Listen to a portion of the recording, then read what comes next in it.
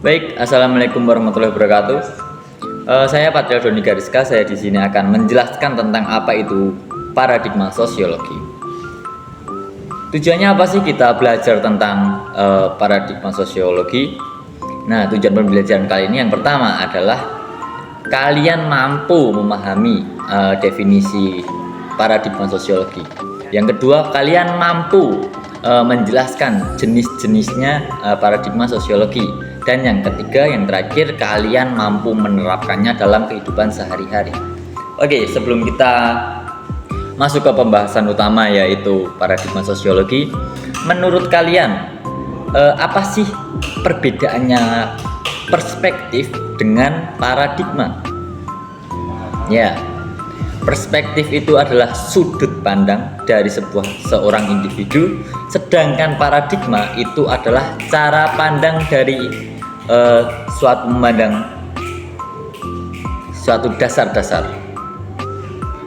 Baik, yang pertama, karena sosiologi adalah ilmu yang berparadigma ganda, sedangkan pengertian paradigma itu sendiri adalah sesuatu pandangan yang mendasar tentang suatu yang menjadi persoalan atau subjek maternya dalam ilmu pengetahuan.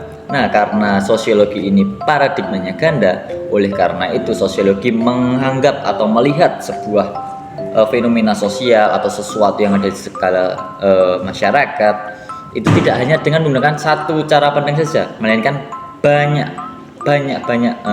cara pandang atau beberapa sudut pandang, beberapa cara pandang. Baik, selanjutnya menurut Ritzer, paradigma itu dibagi menjadi tiga. Apa saja? Yang pertama itu ada paradigma fakta sosial. Yang kedua ada paradigma definisi sosial, dan yang ketiga ada paradigma perilaku sosial. Nah, untuk kali ini kita akan bedah satu persatu apa saja itu paradigma menurut Ritzer. Oke. Yang pertama, kita mulai dari paradigma fakta sosial. Apa sih yang melandasi adanya paradigma fakta sosial? Dari dasar pemikiran paradigma fakta sosial ada tiga pemikiran, yaitu apa saja? Struktur fungsional, ada sistem dan konflik, dan yang terakhir sosiologi makro. Oke, kita bahas satu persatu. Setelah kita bahas pemikirannya, lalu kita nanti bahas tentang definisinya. Oke. Yang pertama, struktur fungsional. Ini merupakan grand teori dari salah satu tokoh, yaitu Talcott Parsons, yang terkenal dengan agilnya, adaptasi, goal, intelligence, sama yang terakhir latensi, integrasi maksudnya, salah. Integrasi kemudian latensi. Struktur fungsional ini maksudnya hubungan satu dengan yang lainnya itu saling berkaitan. Apabila ada bermasalah pada satu bagian, maka akan tuh membahayakan juga atau mempengaruhi juga kinerja dari bagian lainnya. Oke, itu yaitu struktur fungsional, saling berkaitan masing-masing bagiannya. Yang kemudian kedua, sistem dan konflik. Sistem itu struktur atau aturan yang dibentuk atau membentuk masyarakat. Yang kemudian ada konflik, yaitu perselisihan karena perbedaan pendapat, karena rasa ingin menguasai, rasa ingin saling mengalahkan. Banyak pokoknya yang intinya tentang konflik. Kenapa sistem dan konflik? Karena pada dasarnya paradigma fakta sosial itu adalah paradigma yang mengutamakan keseimbangan. Apabila individu di dalamnya itu merusak salah satu keseimbangan, maka bisa terjadi yang namanya konflik atau permasalahan. Ya, benar. Yang terakhir adalah sosiologi makro. Sosiologi makro ini maksudnya tuh analisis ilmu sosiologi. Nah, sosiologi ada dua, makro sama mikro. Kalau sosiologi makro itu menganalisis tentang struktur, menganalisis tentang sistem yang ada dalam masyarakat. Terus kemudian apa itu sosiologi mikro? Kalau yang mikro itu sosiologi yang menganalisis tentang hubungan antar individu atau lebih terpusat individu dengan individu maupun individu dengan kelompok. Nah, itu yang mendasari pemikiran dari paradigma fakta sosial. Kita simpulkan bahwa paradigma fakta sosial ini adalah masyarakat sebagai pusat fokusnya. Jadi masyarakat itu bisa membentuk atau dibentuk oleh fakta sosial. Apa itu fakta sosial? Meliputi nilai, norma, identitas, agama, politik. Nah, hal-hal berikut itu merupakan salah satu produk dari masyarakat yang bisa disebut dengan fakta sosial. Oke?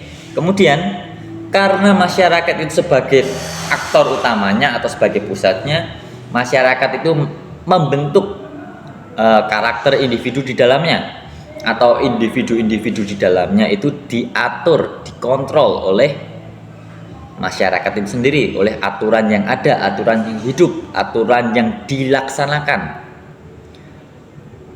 Jadi paradigma fakta sosial ini adalah masyarakat membentuk individu maupun masyarakat mengatur perilaku individu. Kita lanjut. Kemudian paradigma definisi sosial. Seperti tadi kita jelaskan landasan pemikiran dari paradigma definisi sosial. Yang pertama, ada interaksionisme simbolik. Ini apa? Ini interaksi antara individu dengan individu lain yang menimbulkan makna. Maknanya itu berupa apa? Tidak hanya berupa materi, melainkan juga bisa berupa dengan simbol, dengan bahasa. Contoh, si A ketemu si B, mereka berinteraksi, kemudian membentuk makna di antara mereka, dan makna tersebut saling disepakati bersama sebagai makna baru. Contoh, kalau ketemu dia senyum, oh berarti dia welcome sama kita, dia ramah sama kita, dia oke sama kita. Kalau dari jauh baru ketemu udah cemberut, berarti itu bad mood, marah, dan seterusnya. Kemudian rasionalitas atau pemahaman.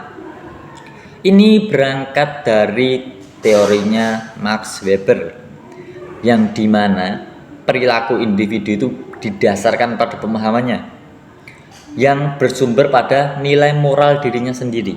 Oke? Jadi pemahaman, pemikiran itu yang melandasi perbuatan mereka. Yang terakhir, karena fenomenologi.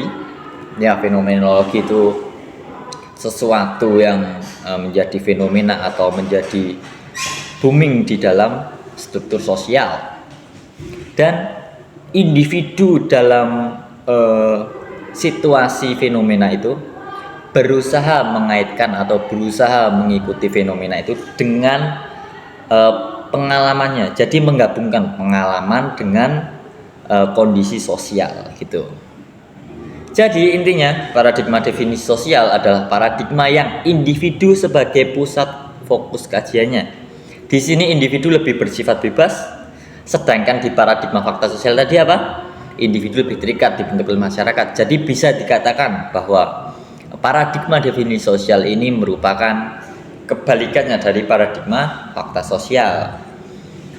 Jadi di sini individu itu melakukan perbuatannya, tindakannya, perilakunya, habitnya, kebiasaannya itu berdasarkan pengalamannya, berdasarkan pemikirannya, berdasarkan rasionalitasnya. Oh ini baik, oh ini tidak. Nah, itu baik tidaknya itu sifatnya relatif, tergantung pemahaman individu yang melakukan. Kemudian paradigma yang terakhir yaitu paradigma perilaku sosial. Oke. Apa sih yang melandasi paradigma perilaku sosial? Itu ada dua, dari exchange theory dengan behavior atau suatu kebiasaan dalam masyarakat. Exchange theory ini adalah teori yang saling berkaitan antara satu yang dengan yang lain. Kalau behavior itu kebiasaan yang menjadi rangsangan dalam berkegiatan sosial. Oke. Kita bahas reward dan punishment. Reward itu hadiah, gift atau penghargaan. Kemudian punishment itu adalah hukuman. Jadi paradigma perilaku sosial itu adalah paradigma yang menganggap bahwa perilaku atau tindakan individu itu didasari oleh dua hal, yaitu reward sama punishment tadi salah satunya. Oh, individu tersebut melakukan sesuatu karena ingin mendapatkan penghargaan, ingin mendapatkan sesuatu. Terus kemudian, oh, individu itu tidak melakukan sesuatu karena takut atau menghindari akan dikenainya sanksi atau punishment atau hukuman. Oke. Jadi perilaku atau tindakan individu tersebut dipengaruhi oleh rangsangan di sekitarnya. Oke. Semisal kalian tidak sengaja menabrak teman kalian, dengan secara naluri, dengan secara batin, kalian pasti akan berusaha meminta maaf sebagai bentuk peringanan punishment, dengan mengharapkan penghargaan, mengharapkan reward agar dimaafkan kesalahannya oleh si korban atau si seseorang yang kalian tabrak, kurang lebih begitu. Kemudian pada dasarnya kita membahas reward. Pada dasarnya manusia itu adalah manusia yang nafkah batinnya itu merupakan dari penghargaan, dihargai. Jadi nafkah utama manusia itu dihargai. Jadi apabila kita kaitkan dengan reward dan punishment, semakin tinggi reward itu akan semakin pula kegiatan tersebut dilakukan, perilaku tersebut diulang-ulangi. Oke? Tapi walaupun penghargaannya kecil, itu tidak menutup kemungkinan bahwa kebiasaan tersebut akan diulang-ulangi. Jadi besar kecilnya reward itu tidak mempengaruhi intensitas dari perilaku yang akan dilakukan. Oke? Nah, karena tadi apa? Ya, karena ini nafkah utama manusia dalam diri manusia itu adalah dihargai. Sekecil apapun penghargaan, asalkan dihargai, itu akan membentuk sebuah kebiasaan yang baik. Kemudian punishment, semakin tinggi punishment maka akan semakin rendah pula perilaku tersebut akan dilakukan. Semakin minim perilaku tersebut akan dilakukan karena takut adanya hukuman, karena takut adanya sanksi, menghindari hal-hal yang sifatnya mengikat begitu, sifatnya memberi pelajaran, kurang lebih begitu. Oke. Sebelum kita tutup, kita ambilkan satu contoh agar kalian semua bisa mudah memahami, yaitu kita ambil studi kasus misalnya. Si Tony itu seseorang pelajar. Ada kasus nih, misal si Tony berangkat sekolah pukul 6.30. Si Tony berangkat sekolah pukul setengah 7. Kalau kita lihat dengan paradigma fakta sosial, fakta tadi, identitas yang melekat, aturan normal, itu bisa kita lihat bahwa si Tony itu berangkat setengah 7 dikarenakan dia adalah murid dari salah satu sekolah. Nah, murid itu kan identitas yang melekat, dan aturannya sebagai murid itu harus berangkat pagi. Aturan dalam masyarakat itu murid harus berangkat pagi. Kemudian apabila si Tony berangkat pukul setengah 7, kita lihat dengan paradigma definisi sosial, bisa dikatakan bahwa oh, si Tony itu berangkat setengah 7 dikarenakan ingin sarapan dulu di kantin. Bisa juga ingin memamerkan tasnya yang baru atau memamerkan sepatunya yang baru. Atau mungkin bahkan karena dia ingin duduk di depan karena ada mata pelajaran yang ia sukai, atau ingin duduk di belakang karena mata pelajaran yang kurang ia minati. Nah, kemudian apabila si Tony berangkat pukul setengah 7 tersebut, kita lihat dengan paradigma perilaku sosial, yaitu kaitannya dengan reward dan punishment. Bisa dikatakan bahwa si Tony itu berangkat pukul setengah 7 karena menghindari punishment, menghindari keterlambatan dalam berangkat sekolah, menghindari punishment agar tidak terlambat. Kalau terlambat kan mendapatkan sanksi yang berlaku di sekolah. Oh, si Tony berangkat setengah 7 dikarenakan ia ingin mendapatkan label dari guru sebagai dia adalah murid yang disiplin, dengan disiplin tingkat tinggi, dengan disiplin yang baik. Nah, begitu. Itu salah satu penghargaan dari guru. Oh, si Tony merupakan murid yang disiplin. Oke, sekian. Tadi adalah penjelasan tentang paradigma. Kita simpulkan bahwa menurut Rizer itu paradigma ada 3, paradigma fakta sosial, paradigma definisi sosial, dan yang terakhir paradigma perilaku sosial. Fakta sosial itu masyarakat mempengaruhi individu, masyarakat mengontrol individu, sedangkan paradigma definisi sosial itu individu sifatnya lebih bebas dalam berperilaku. Terus kemudian yang terakhir paradigma perilaku sosial itu adalah paradigma yang individunya itu berperilaku karena rangsangan di lingkungannya, entah karena reward atau karena punishment. Oke. Demikian itu pembelajaran kita hari ini tentang paradigma perilaku sosial. Semoga bermanfaat bagi teman-teman yang melihat dan mendengarkan konten video ini. Kalau ada pertanyaan silahkan ditulis di kolom komentar. Sekian dari saya, kurang lebihnya saya mohon maaf. Saya tutup. Wassalamualaikum warahmatullahi wabarakatuh.